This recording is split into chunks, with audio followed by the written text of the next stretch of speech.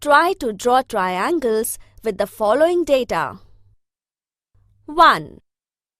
In triangle ABC, measure angle A is equal to 85 degrees. Measure angle B is equal to 115 degrees. Length of AB is equal to 5 centimeters. 2. In triangle PQR, length of QR is equal to 2 centimeters. Length of PQ is equal to 4 centimeters. Length of PR is equal to 2 centimeters. Could you draw these triangles? If not, look for the reasons why you could not do so. An activity for learning something more. Example. Draw triangle ABC such that length of BC is equal to 8 centimeters. Length of CA is equal to 6 centimeters. Measure angle ABC is equal to 40 degrees. Draw a ray to make an angle of 40 degrees with the base BC, where length of BC is equal to 8 centimeters. We have to obtain point A on the ray. With C as the center, draw an arc of radius 6 centimeters to do so. What do we observe? The arc intersects the ray in two different points. Thus, we get two triangles of two different shapes having the given measures.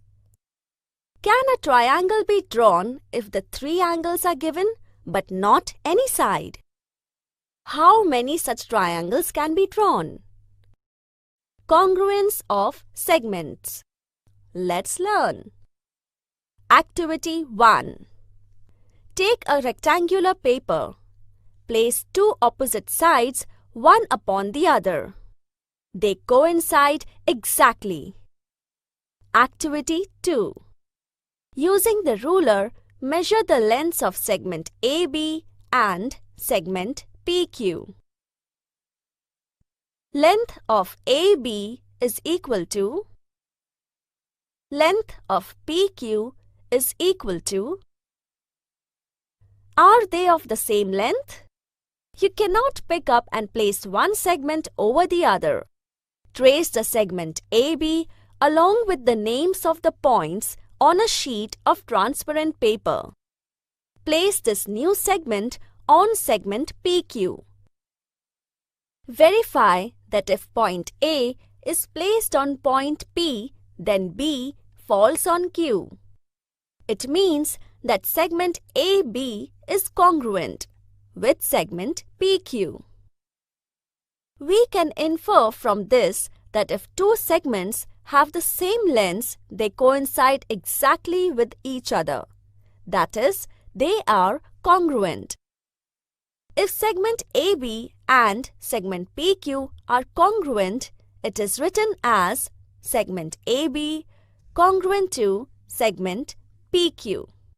Now I know. If given segments are equal in length, they are congruent. If segment AB is congruent to segment PQ, it means that segment PQ is congruent to segment AB. Note also that if segment AB is congruent to segment PQ and segment PQ is congruent to segment MN, then segment AB is also congruent to segment MN. In other words, if one line segment is congruent to another and that segment is congruent to a third, then the first segment is also congruent to the third. Activity 1. Take any box. Measure the lengths of each of its edges. Which of them are congruent? Activity 2. From the shape shown below, write the names of the pairs of congruent line segments. 1. Segment AB is congruent to segment DC. 2.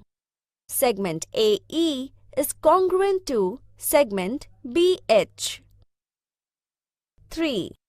Segment EF is congruent to segment HG. 4.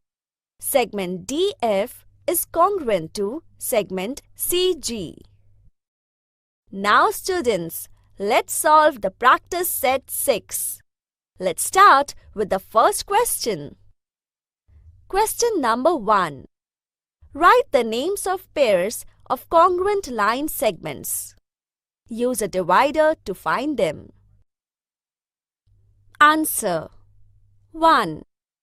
Segment GB is congruent to segment GC. 2. Segment MG is congruent to segment GR, which is congruent to segment GN, which is congruent to segment GE. Now, let's solve the second question of this practice set.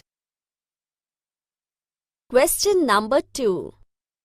On the line below, the distance between any two adjoining points shown on it is equal. Hence, fill in the blanks. Answer. 1. Segment AB is congruent to segment BC, which is congruent to segment QP, which is congruent to segment PZ, which is congruent to segment ZY, which is congruent to segment YX, which is congruent to segment XW, which is congruent to segment WA. 2. Segment AP is congruent to segment WQ, which is congruent to segment ZB, which is congruent to segment YC. 3.